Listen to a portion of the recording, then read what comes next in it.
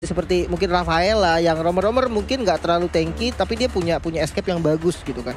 Ya setuju banget. Ini sebenarnya kalau ngelihat dari 3 hero yang sudah dipick oleh DNS dan juga GPX, ini sebenarnya mereka nggak masalah mau team fight juga ya dari komposisinya. Chow suka pick off dan juga team fight. Cloud-nya dengan Blazing Duet-nya setelah 2 item juga sakit banget. Cuman ya DNS mereka nggak komit ke arah roam tampaknya. Mereka lebih melimitasi linknya seorang Ray. Benar. Dan Grok ternyata ini Grok sebagai roamer yang cukup oke menurut aku karena open visionnya enak banget dan ya dia nggak bisa di-kick gitu kan ketika dia lagi immune tapi pakai power nature-nya. Ini bagus banget selain ngasih informasi dan bisa ngezoning juga di bagian depan. Plus nantinya walaupun hanya dengan Grok ini seorang diri untuk ngezoning ya, tetap dia ada titik lemah. Di depannya ada mid laner, entah itu mid laner ataupun itu jungler, ada Julian. Kita tahu Julian magical damage. Grok memang sangat kuat dari physical attack. Dia punya saudaranya yang begitu banyak di Land of Dawn. Ada tembok-tembok batu. Itu adalah home sweet home bagi Grok. Tapi apalah daya di saat bertemu dengan magical damage tanpa adanya item-item yang bisa melindungi dirinya.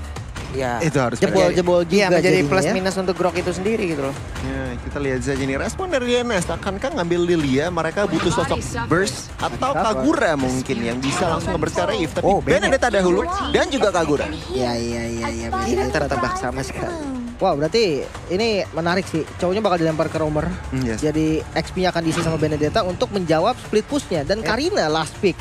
Ya, Karina juga oke sih. Dia bisa nahan dari Blazing Duet. Dan dia bisa rotasi lebih cepat karena jungle-nya juga pasti lebih cepat.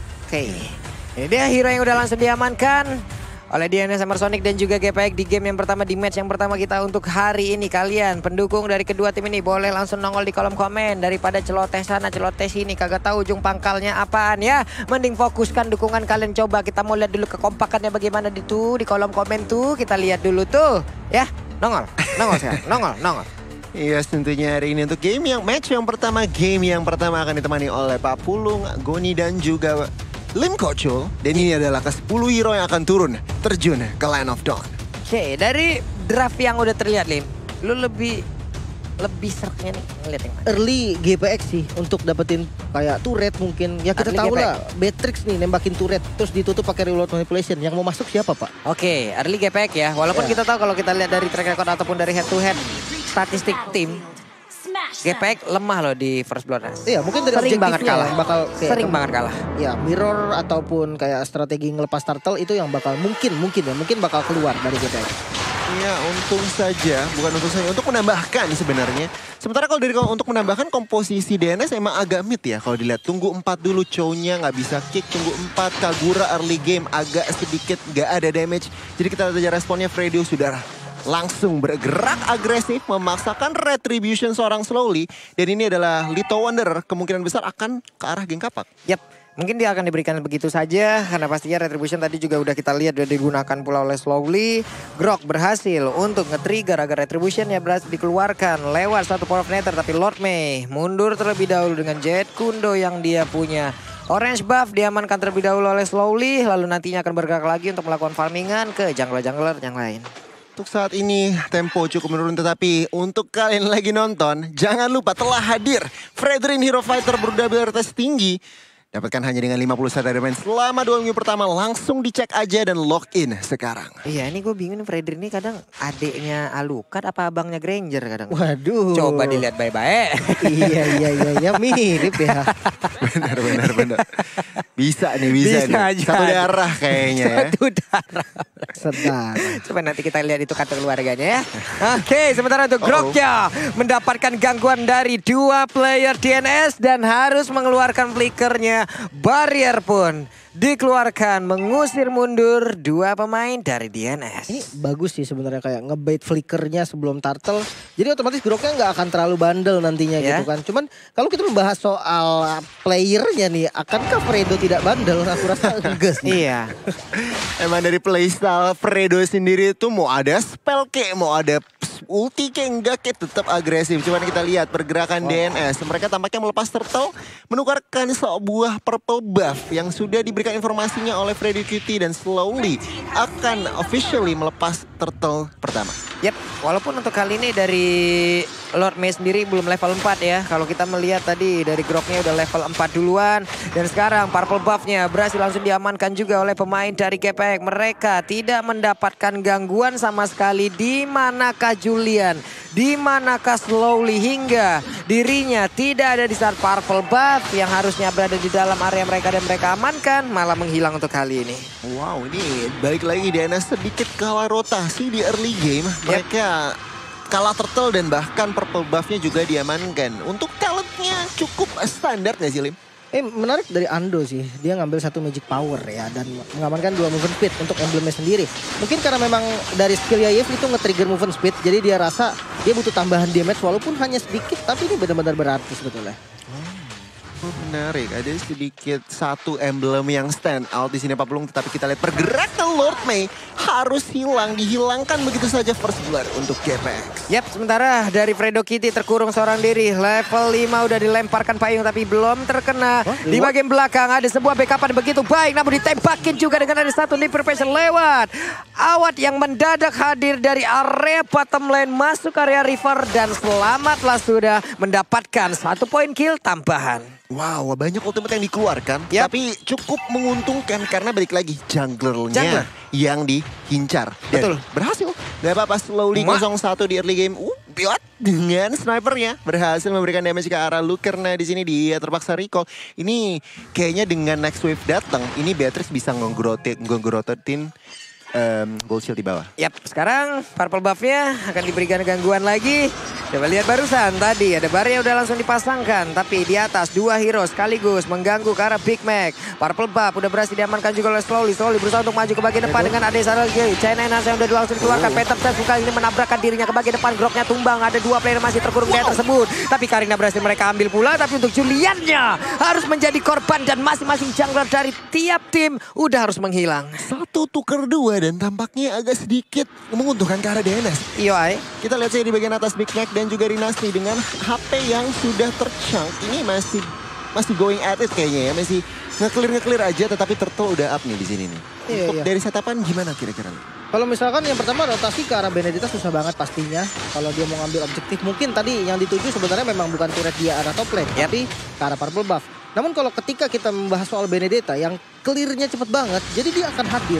Bahkan di setiap pertempuran yang setengah map ke arah dia, itu dia akan hadir. Itu yang harus diperhitungkan sama teman-teman dari GPX. Harus menampakkan mobilitas yang sangat tinggi yang dimiliki oleh Benedetta. Cuma balik lagi purple buff turtle-nya menjadi lagi milik dari GPX tanpa ada gangguan yang berarti. Tapi di bagian bawah kalau kita lihat dari satu camp yang terlihat ada pergerakan yang dilakukan oleh pemain dari DNS, tapi mereka masih gagal untuk bisa mengganggu area court lane yang dimiliki oleh GPX. Namun di area atas, di area XP lanernya udah dihancurkan satu player yang dimiliki oleh DNS dan itu adalah Benedetta. Sedikit misplay tadi Big Mac, dia mau pulang tetapi nggak jadi.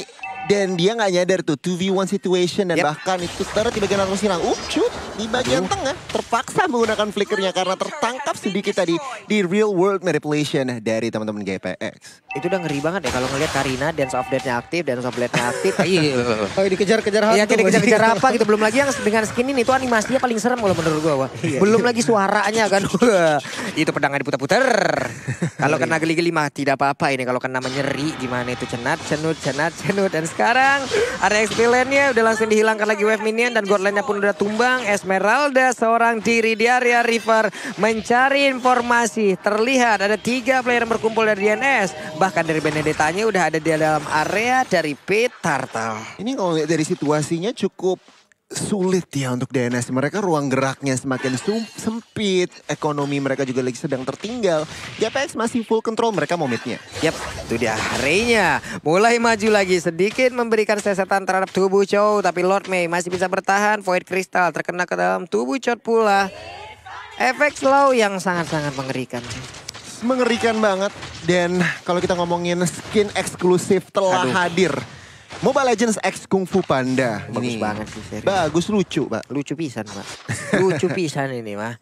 Wajib lah kalian punya teman-teman. Ini udah pasti kalau kalian punya, kalian akan menimbulkan penyakit hati bagi teman-teman kalian yang tidak punya itu. Karena saya akan minta gift sama Pak Pulung. Tidak bisa, dengan gacha pasti ya. Oke. Tadi konsel udah dikeluarin pula. Big Mac. Namun ketahuan posisinya tapi ditabrak kali ini. Ditembakin Big Mac-nya. Langsung down tanpa adanya kesempatan untuk pergi dari area tersebut. Sementara di sisi lain Lord May tadi sedikit melakukan harassment ke arah Fredo Kitty. Tentunya belum ada follow up damage. Tapi lihat Ray dan kawan-kawan mereka nggak peduli. Mereka mau objektif purple buff dan mid kali ini menjadi target. Kita lihat Real World Population di cancel begitu saja. Wave Dragon-nya connect tapi belum ada follow up damage. Lord May kali ini yang menerima banyak sekali damage. Dan bahkan shootnya tanpa flicker. Dengan adanya flicker tidak bisa kabur. Yap, sementara udah ada gangguan lagi yang diberikan oleh Nasbi. Untungnya masih ada backupan dari Slowly. LWCN yang udah di-enhance. Andai tadi tidak ada. Mungkin untuk Cloud-nya bisa aja langsung digeser, dikejar dan juga diberikan Stardust Dance yang sangat-sangat menyakitkan. Iya, karena memang spellnya tadi udah pada ke pop up semua, jadi memang harus hati-hati dan real world. Aduh mak, sakit banget loh itu. Ada runner up party yang memang connect pula dan tepat. Mereka terkena efek slow di dalam satu kotak real world manipulation. Ini temponya sangat-sangat digas oleh geng Kapak. Lihat mereka habis objektif langsung melakukan invasi. Lord May di sini harus mundur dahulu. Dan ya untuk saat ini Kagura dengan behind belum ada damage-nya Pak. Iya, belum ada terlihat damage. Susah banget, dia juga punya spell flicker gitu kan. Dan ini dia itemnya dari Watt sendiri udah jadi BOD sama Hunter Strike. Makanya tadi sakit banget damage-nya ketika masuk ke Lord May. Karena kalau kita lihat dari Lord May sendiri, dia nggak punya physical defense sama sekali. Dia respect sama Karina, dia respect sama Yves. Dan ya akhirnya Watt bakal bebas banget untuk nembakin bagian-bagian depannya. Wah, sakit banget dan bahkan kayaknya Beatrix-nya Watt-nya langsung pengen nyari penetration lagi Pak. Udah ada Hunter Strike penetration dan pengen Malefic Roar kayaknya. Ini benar-benar tubuh-tubuh dari DNS akan sakit banget kalau kena damage. Tapi kalau dari dua jungle sama ya. Dia pakai Genius One dan dia pakai Twin Blade. Ada Shadow Twin Blade juga tadi. Hey, masih bertahan Andonya di luar ekspektasi dan mereka kehilangan 3 player sekaligus dari DNS. Dan ini adalah kesempatan untuk GPX bisa mengamankan lore yang sesaat lagi akan muncul. Ini bukan keputusan yang bijak. Ingat mereka ekonominya behind. Tetapi Chow-nya malah nyari-nyari pick off yang menurut aku sendiri damage outputnya belum kelihatan gitu, belum terlihat. Dan ya GPX nggak masalah kalau mau diajak fight. Mereka pasti berani dengan item-item yang sudah mereka miliki. Dan ya lihat saja Lord pertama sudah diamankan.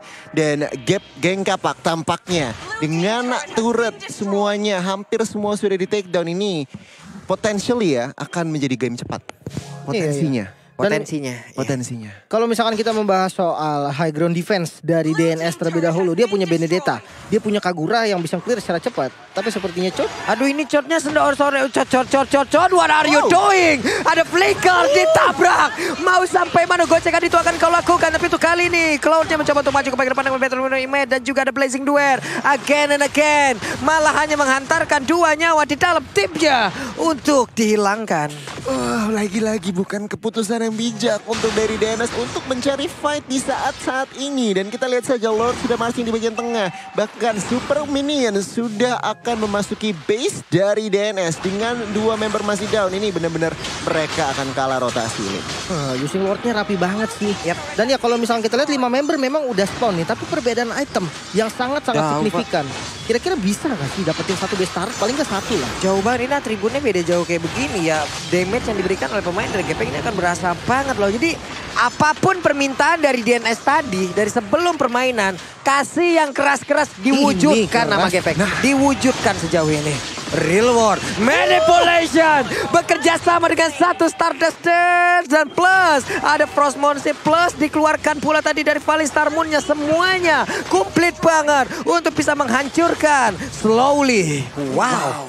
Dia sudah terpikal 5 kali dan geng Kapak mereka masih berusaha memberikan pressure. Mereka disiplin dulu ngelihat wave-nya ada di mid. Mereka masih mau akan memberikan pressure. Ya. Mereka mau paksa ini. Mereka nggak mau mundur karena memang goldnya juga sangat-sangat berasa ya. Perbedaan 13.000. Sekitar 13.000 di menit 11 ini. Ini benar-benar gila banget sih. Sangat-sangat signifikan perbedaan item dan juga ekonominya. Turret semua botak di sebelum menit 12. Di bagian atas Eclecto final blow dikeluarkan untuk defensif dan dia tidak bisa kemana-mana. Big Mac mau kemana? Big Mac mau kemana? Phantom Slash-nya akankah bisa mendapatkan langsung ke arah satu orang. Dan untungnya untuk kali ini mereka mendapatkan junglernya. Jadi kematian yang tidak sia-sia dihasilkan dari tubuh Big Mac. Satu execute yang dikeluarkan dan Ray mungkin tadi sedikit miscalculate dan dia akhirnya harus menjadi korban. 30 detik menuju Lord. Apa yang situasi yang bisa dibaca nih, Lim? Ya ini kemungkinan bakal mundur lagi dari GPX-nya. Dia nggak boleh terlalu maksa juga mengingat Ray-nya terkena pick off gitu kan. Dan mungkin kalau misalkan dari DNS sendiri, kalau misalkan mereka berani untuk melakukan kontes di Lord ini, aku rasa yang harus ditangkap yang paling pertama itu harus Watt sih. Karena kalau kita lihat dari Ando, dia punya damage, tapi yang diandalkan dari Ando sendiri adalah crowd-nya. Sementara kalau damage utamanya itu ada dari Watt ataupun dari Ray. Ini bisa dibilang ya roamernya mereka aja, roamernya GPK aja levelnya jauh di atas dari player-player DNS. Nah, Iya, bahkan timpang jungle-nya banget. Iya. ketinggalan ya. Iya. Timpang banget. Roamernya aja mungkin lebih nyeri nih. Dari pemain DNS nih masalah ini. Untuk sekarang ya, untuk keadaan seperti ini ya, kita tidak tahu nanti apakah DNS bisa membalikan keadaan karena selagi base utama belum hancur, pertandingan belum selesai, Pak. Belum selesai. Benar. Belum selesai. Jadi kita lihat, tapi tampaknya di sini DNS mereka nggak mau gambling. Oh, di bagian depan. Ini buset pede banget Rinasmi, memang tidak akan ada yang bisa menumbangkan kamu ya dengan tubuh setebal itu. Void Crystal dikeluarkan pula dan kali ini ada Lord Mei yang berhasil dihancurkan. Ada Benedetta dikejar habis-habisan, dijogetin begitu saja. Wave Minion mulai masuk di bagian tengah ditabrak dengan Welsa dan mereka berusaha untuk bisa langsung mendapatkan kemenangan di game yang pertama ini. Di mana Alex Final Blow dikeluarkan pula, Wave Minion udah mulai hancur, sedikit lagi yang tersisa. Triple kill looking for Maniac dan pisahkan dia mendapatkan Maniac tersebut dan benar aja. Ada Ray mendapatkan Maniac, ditungguin di depan pintu rumahnya, keluar nggak pengen savage nih katanya. Waduh. Ini luar biasa pertandingan yang tujuh GPX textbook game. Dan game yang pertama DNS Hammer Sonic harus kalah tersungkur di tangan GPX. Bahkan itu Lordnya belum datang loh. Pertarungan tadi itu Lordnya belum datang. Dan Rinasmi, dia tahu banget hitungan damage-nya. Dia tahu banget power hero-nya, perbedaan levelnya sampai mana. Dia berani banget, dia ngezoning depan banget Pak. Itu jauh banget dari teman-temannya, tapi karena memang kalkulasi yang sangat baik dan perbedaan yang sangat-sangat signifikan, ya dia nggak tumbang. Akhirnya malah keadaannya bisa dibalikan. Mereka bisa nge-push tanpa Lordnya datang. Wow.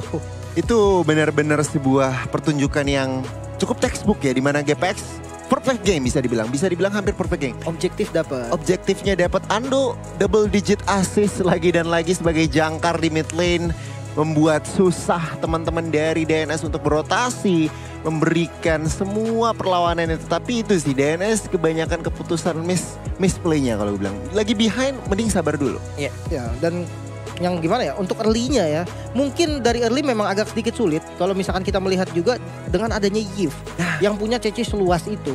Dan kalau kita lihat roamernya juga Grok, jadi susah banget ketika cowoknya mau coba untuk nyolong ke arah Yves. Dan itu pasti ketahuan duluan karena kita tahu lah untuk Grok sendiri ngebuka vision tuh udah kayak apa gitu kan. Iya, ini mungkin mulai terlihat tadi itu di area di early game-nya, di saat Julian